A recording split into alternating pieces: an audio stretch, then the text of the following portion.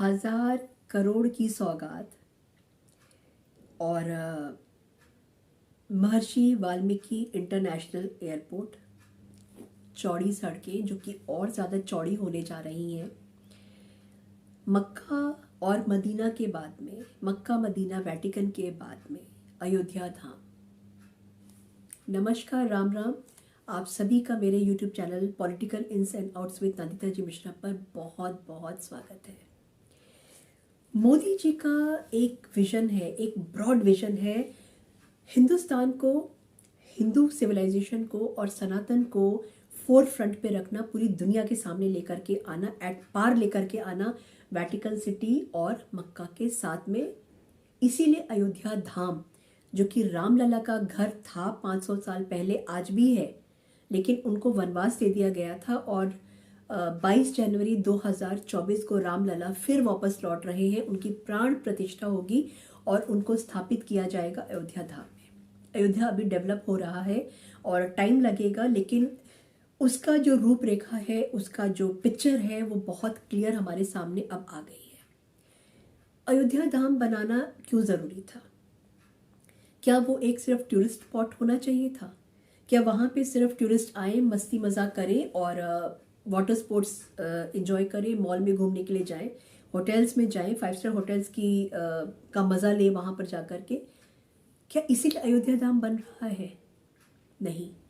अयोध्या धाम हमारी वो पहचान है जो कि जैसे क्रिश्चियंस के लिए वेटिकन है, मुस्लिम्स के लिए मक्का है, हिंदू के लिए क्या था?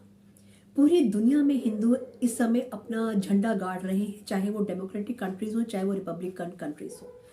यूके के जो पीएम है वो भी हिंदू हैं। मैं ऋषि सुनक जी की बात कर रही हूँ, वो भी तो हिंदू हैं। लेकिन हमारे लिए क्या था? सनातन धर्म जो सबसे पुराना है, उसके लिए क्या था? राम जी के लिए क्या था?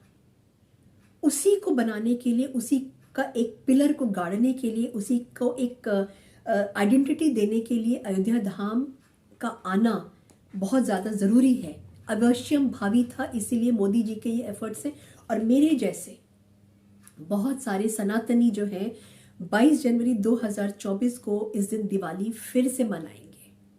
पहली दिवाली 2024 की मैं मनाऊंगी आपके साथ, आप भी मनाएंगे 22 जनवरी 2024 को।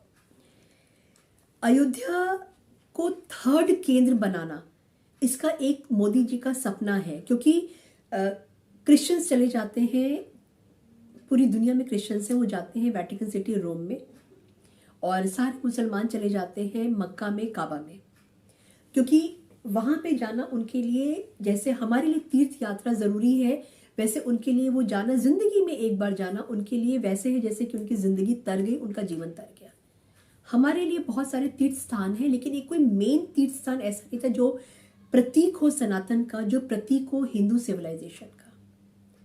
उसी के लिए नरेंद्र मोदी जी, हमारे जो पीएम हैं, वो सारे एफर्ट्स कर रहे हैं कि किसी तरीके से हिंदुस्तान की जो एक पहचान है, क्योंकि पूरी दुनिया में एक भारत ही एक ऐसा देश है जहाँ पे हिंदू और सनातन और हिंदुत्व अभी जिंदा है, और जिसको कि कितने सारे आक्रांता आए यहाँ पे, लेकिन उसको ख़त्म नहीं कर सके। और आज की जो जनरेशन है, ये जनरेशन और मेरे पहले की जनरेशन और मेरे आने वाली जो जनरेशन है, बहुत स्ट्रांगली अब हम खड़े हो रहे हैं अपने धर्म के लिए, अपने सनातन के लिए, अपने हिंदुत्व के लिए, अपने राम जी के लिए। हिंदुओं के लिए क्यों ज़रूरी है? क्योंकि डेमोक्रेटिक कंट्रीज, जैसा कि मैंने आपको बताया कि डेमोक्रेटिक कंट्रीज हो या रिपब्लिकन कंट्रीज हो, सब जगह हिंदू है, और हिंदुओं के जाने के लिए हिंदुओं की एक पहचान कहीं पर भी नहीं थी। बस हाँ, हम भारतीय हैं, भारत के रहने वाले, इसके अलावा और कुछ भी नहीं था। आज से 20 साल के बाद में जो अयोध्या होगी, जो अयोध्या बन जाएगी, और जो अयोध्या मोदी जी बनाकर चले जाएंगे, वो अयोध्या वो होगी जो सालों साल, दशकों तक, शताब्दियों तक जिंदा रहेगी, और हमारे राम जी भगवान तब तक लोगों के आत्मा में बस चुके होंगे। और हमारे लिए अयोध्या धाम उतना ही ज़रूरी होगा, हमारे लिए उतना ही ज़्यादा पायस और पवित्र होगा जैसे कि क्रिश्चियंस के लिए वेटिकन सिटी और मुसलमानों के लिए मक्का। वेटिकन और काबा का कोर एरिया जो है वो 33 स्क्वायर किलोमीटर में फिक्स्ड है। उसी तरीके से हिंदुत्व सनातन का जो कोर एरिया है वो होगा अयोध्या धाम। 133 किलोमीटर के आसपास, 133 स्क्वायर किलोमीटर के आसपास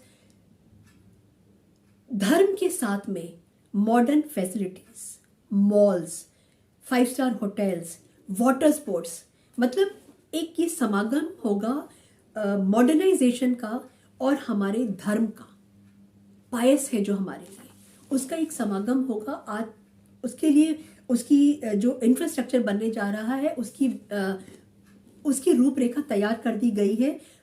85,000 करोड़ का प्रोजेक्ट ऑलरेडी ओके कर दिया गया है, ऑलरेडी रेडी है।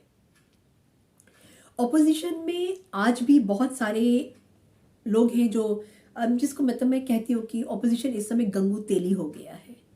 वो गंगू तेली जो जान ही नहीं सकता है कि राजा भोज ने क्या काम कर दिया है, और उनके लिए गुगली फेंक दी है जहाँ पे उनको समझ में नहीं आ रहा है कि हम आउट कैसे हो गए।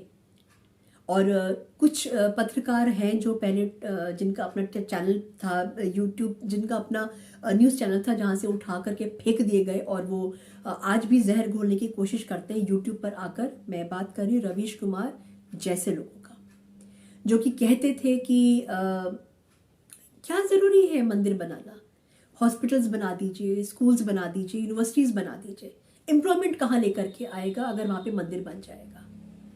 रवीश कुमार जी और रवीश कुमार जी जैसे लोग, आप उन लोगों में से ज़रूर होंगे, मैं शर्त लगा सकती हूँ, जो रामलला के दर्शन करने ज़रूर जाएंगे, हाथ जोड़ेंगे और राम जी से माफ़ी भी मांगेंगे। क्यों? क्योंकि जो जगह राम जी को, राम जी के परिवार को, राम जी के जो उनका जो भव्य मंदिर जिस तरीके से बन रहा है, उसको देखकर आपकी भी आस्था जो हिलोरे ज़रूर मारेगी और आप ज़रूर माफ़ी मांगेंगे, क्योंकि आपने सनातन का, राम जी का आपने और राम जी के परिवार का आपने बहुत अपमान किया है। आई एम श्योर आप वहाँ पर ज़रूर जाएंगे, मैं शर्त लगा सकती हूँ इस बात के लिए। और एम्प्लॉयमेंट की आप बात करते हैं तो यहाँ पे जो इतना सारा काम जो हो रहा है, उनको एम्प्लॉयमेंट किसने दिया है? और जो सब चीज़ें बन जाएंगी उसके बाद में जो लोग वहाँ पे काम करेंगे, उनका एम्प्लॉयमेंट कहाँ से आएगा, जनरेट होगा? क्या ये सब चीज़ें बना के लोग हट जाएंगे वहाँ से?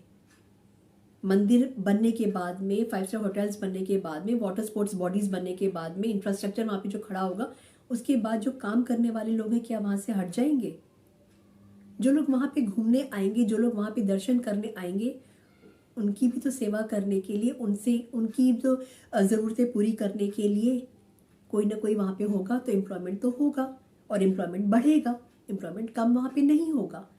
रवीश कुमार जी, अगर आप चाहें तो वहाँ पे जाकर के एक ज़मीन अभी भी खरीद सकते हैं, शायद आपको भी एम्प्लॉयमेंट वहाँ पे मिल जाएगा और आप अपना बैठ करके यूट्यूब चैनल वहाँ से चला सकते हैं।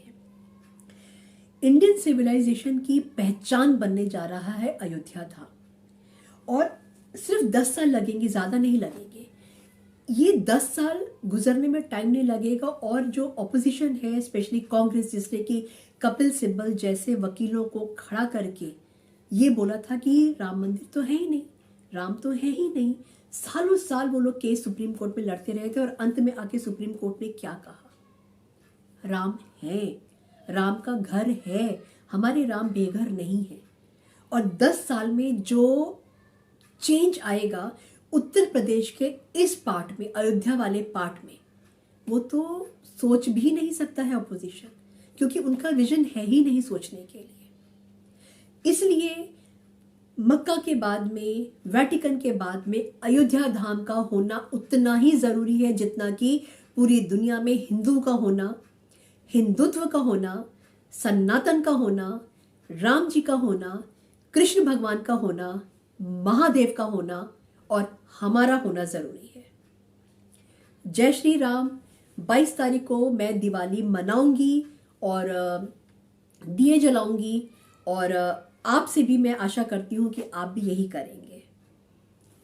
आप सभी का बहुत बहुत धन्यवाद मेरा ये वीडियो देखने के लिए, और शेयर करिए, जय श्री राम बोलिए, तन करके बोलिए, खुश होकर के बोलिए। राम जी अपने घर वापस आ रहे हैं, और सारा का सारा जितना भी है कोटि कोटि धन्यवाद मैं देती हूँ नरेंद्र मोदी जी का, जो हमारे पीएम है, जिन्होंने मेरा सपना, मेरे पापा का सपना, मेरे आगे वाली जो जनरेशन का सपना है, मेरे दादाजी का सपना, जिसको देखते देखते वो लोग चले गए हैं, उनका सपना पूरा करने के लिए धन्यवाद। Thank you so much. Narendra Modi ji, आपको कोटि कोटि नमस्कार, बारंबार प्रणाम।